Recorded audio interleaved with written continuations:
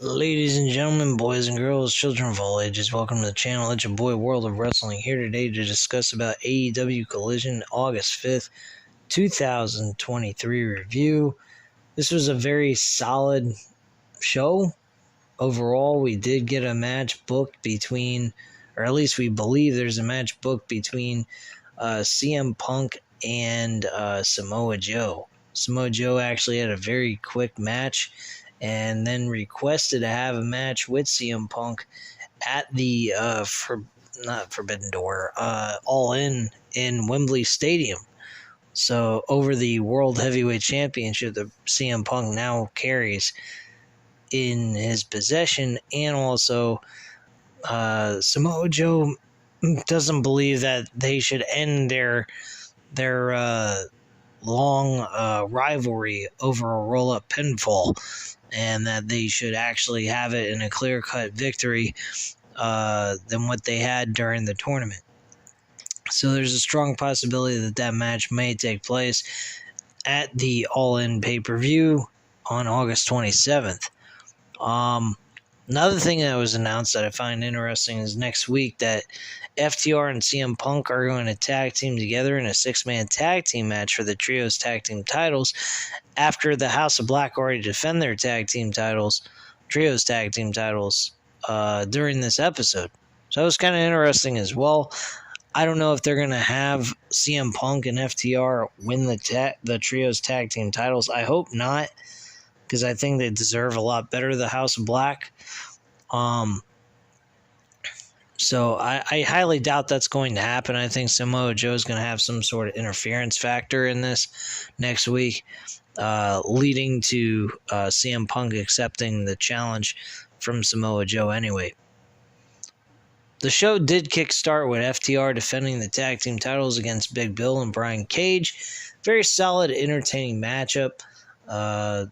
The FTR hits the Shatter Machine on Brian Cage and get the 1-2-3 to retain the tag team titles. Hardwood gets on the microphone and says they are going to get in trouble tonight, but they are in the Carolinas, so it's okay. Hardwood details the last decade of FTR's career, how they've held championship gold everywhere they've gone, and Dax Hardwood says there is no one thing left for FTR to do, and that's become the greatest tag team of all time. Hardwood calls out the Young Bucks, and FTR wants a rubber match with the Young Bucks at All In for the AEW World Tag Team titles. So that should be a very, very good matchup. They have faced each other twice over the tag team titles. I believe FTR has lost or won both times. Or no, wait, Young Bucks beat them once, and then I think FTR beat them a second time, or something like that.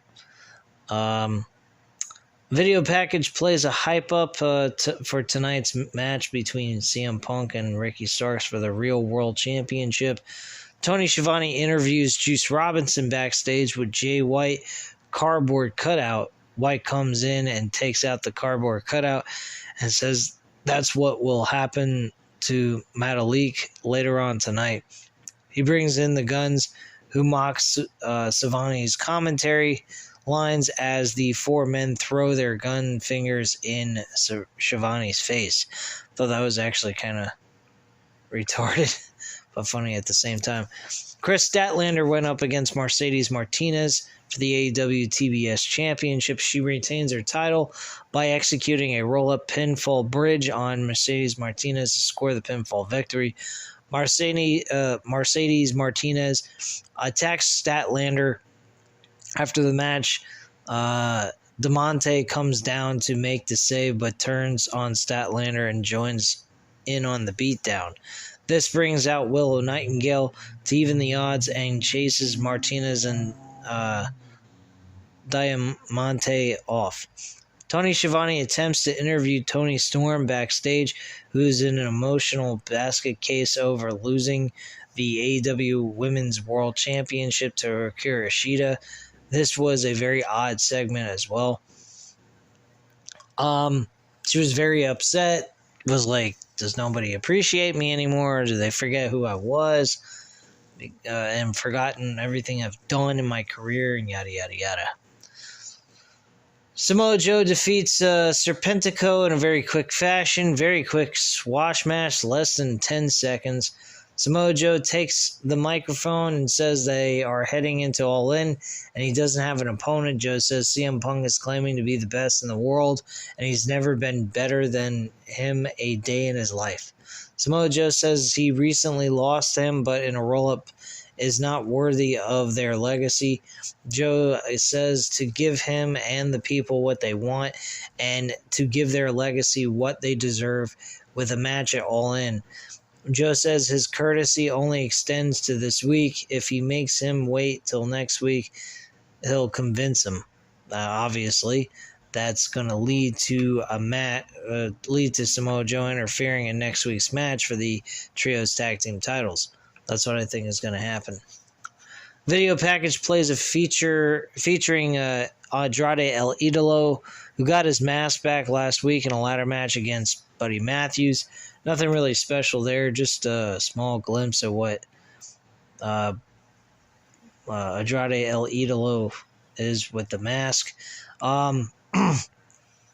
No Miro tonight, or during this episode. Not quite sure why. I mean, he's one of the top featured characters. We also haven't seen Thunder Rosa at all on any of the new episodes that have come out with Collision, and I'd like to know what the hell's going on with her. It's kind of odd. Anyway, the Acclaimed had a sit-down interview with Tony Schiavone backstage. Anthony Bowen says they've tried to give him his boots back, but he wouldn't take them. And Bowen says Gunn blames himself for them losing the tag team titles and losing both tag team trios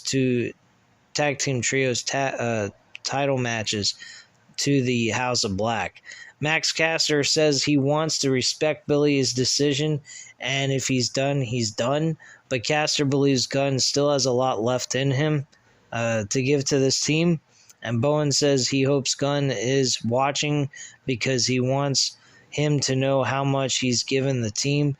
And Bowen says they are going to take his boots with them to the ring every time they wrestle. The Acclaim will be in action on AEW Collision next week as well. Very interesting. I kind of like the storyline they're telling there. I don't know if this is the end of Billy Gunn. It might be, but who knows at this point. Anyway, the House of Black defeated the Darius Martin, Action Andretti, and Lee Johnson to retain their trios tag team titles. Brody King pins Darius Martin to secure the victory for his team. It's announced that FTR will challenge the House of Black for the Trios Tag Team titles next week on AEW Collision. QT Marshall's also backstage once again trying to apologize to Powerhouse Hobbs. He covers him a big gold chain and an opportunity to compete in a big match at AEW All Out. What match that would be wasn't specified either. Hobbs says he doesn't need or wants Marshall's help, but took the gold chain and walked off.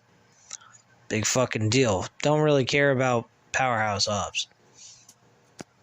Anyway, we got Christian Cage backstage with his daughter on AEW Collision. And Christian Cage and Luchasaurus are backstage with Tony Schiavone. Cage has his daughter with him who looks terrified to be there. Christian says he brought his daughter to prove a point. Cage says as the TNT champion, his role model to children everywhere. Oh, God.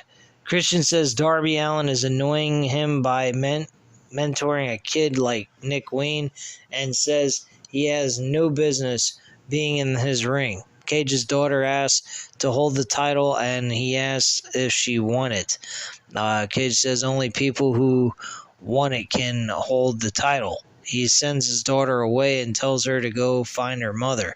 And Cage says he's the TNT champion now and forever. Wow. What a narcissistic, egocentric prick. Anyway, Jay White goes up against Matalik and defeats him. with the Blade Runner to get the 1-2-3. This match was whatever. Nothing really special happened to me.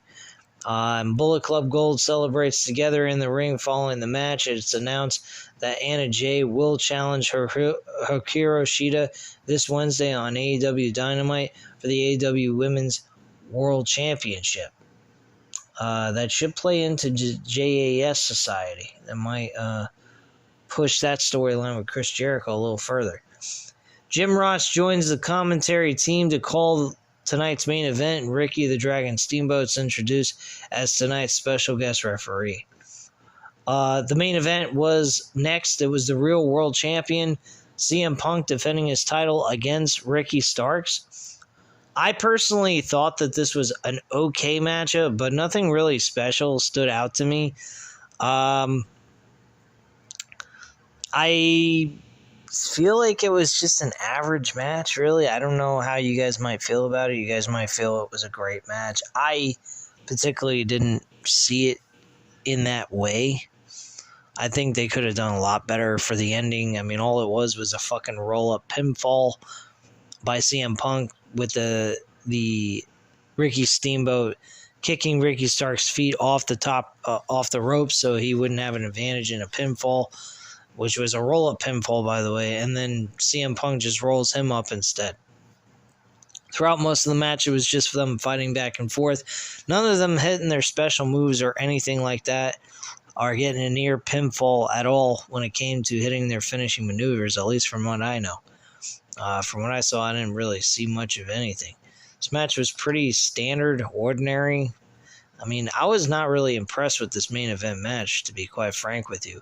I like the storyline builds. I like the matches that were booked here on Collision. Collision was actually booked a lot better for All In than Dynamite was, to be quite frank with you. We had 2 big matches being announced. One's not official yet. The other one we're more than certain is official.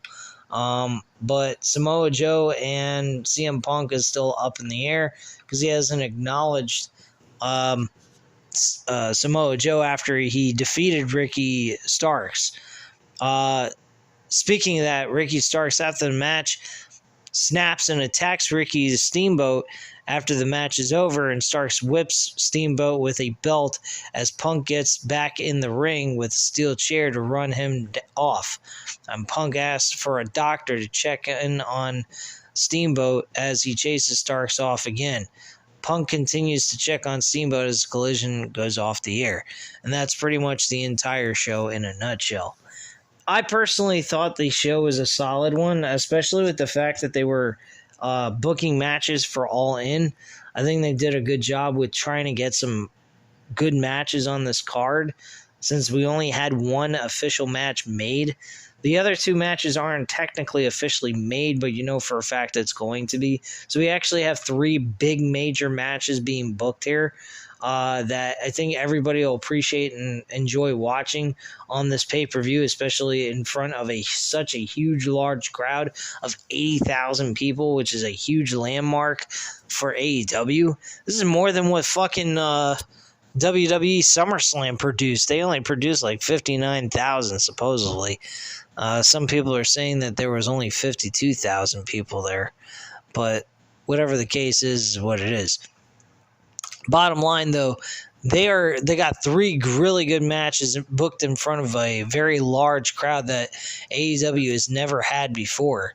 So I have to give them some credit here. I think they just need about 4 more matches. I think a total of 7 would be reasonable. So they just need 4 more matches booked for this pay-per-view, and they are all set for this entire event in my book. This pay-per-view is taking place at 1 o'clock p.m. Eastern Standard Time. So with that being said, I don't think they need to go 4 straight hours. I think 3 hours is more than enough, maybe 2 hours and 45 minutes. I think is the best way to go, personally. I mean, they could go 4 hours if they really wanted to. I mean, it is 1 o'clock in the afternoon. The show would end at 5 o'clock. So, I mean, that's not bad, but at the same time, I mean, They really don't have to go full 4 hours. I mean, they could just end it at like 2 hours and 45 minutes, and the show at like 3:45, and there you go. But yeah, I think their max should be like 7 matches, and that's it. Leave it at that. They don't need to go over and beyond that. They don't need to do like their normal 10 to 12 matches that they have on a fucking card. I think All Out needs to be the same way. Maybe even a little bit shorter, maybe like 6 matches on there. I really don't think that the AEW All Out should be booked with so many matches, with it being a week out from the All In pay-per-view. And it's not a specific brand per se thing. All In is not just for specifically matches for Dynamite, but it is actually for both. So All Out's going to be the same way. So my attitude is book like 6 matches for All Out, since it is a week out, and there you go. Problem solved. That's the way I look at it. I don't know how you guys see it. If you guys would like to leave a comment down below, I'd definitely appreciate that. Hit the like button if you like the video as well. And don't forget, if you're not subscribed to the channel, by all means, hit that subscribe button. And I'll speak to you again tomorrow about the UFC event that happened this past Saturday on August 5th as well. So this is going to be a stacked video content. So if you guys are at all interested in UFC content, you will be getting that tomorrow. SmackDown, I did watch that, but unfortunately I did not have the time to actually review it. I do apologize to you guys. It wasn't all that big of a deal either. It was very just bland, whatever. But I did watch it, so I am aware of what's going on. I may watch Monday Night Raw after I get done with this review and see how Raw turned out to be after SummerSlam. I'm not going to review Raw, though, per se. I may not even watch the full 3 hours, depending on how good the content is. If the content's good, I'll stick through it. If not, then I'm just gonna wash my hands of it and walk away from the rest of the show. Just kind of curious maybe to see how things are going on Monday Night Raw and if it's at all exciting. Anyway, guys, thank you very much for watching. Again, hit the like button if you liked the video. Hit the subscribe button if you're not already subscribed to the channel. And leave a comment down below. I'll definitely get back to you on that. And I thank you guys very much for watching. And have a great night, guys. Bye.